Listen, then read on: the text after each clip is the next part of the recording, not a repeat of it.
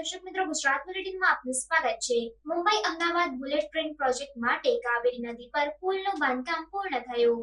Bullet train project માટે ગુજરાતના નવસારી જિલ્લામાં કાવેરી નદી પર પુલનું બાંધકામ 25 ઓગસ્ટ 2024ના રોજ પૂર્ણ થયું હતું. પુલની મુખ્ય વિશેષતાઓ જોઈએ તો લંબાઈ 120 મીટર, 3 ફૂલ સ્પાન ગાર્ડન નો સમાવેશ થાય છે. તેમાં 4 મીટર વ્યાસનો એક ગોળાકાર થાંભલો અને 5 મીટર વ્યાસના 3 ગોળાકાર થાંભલા છે.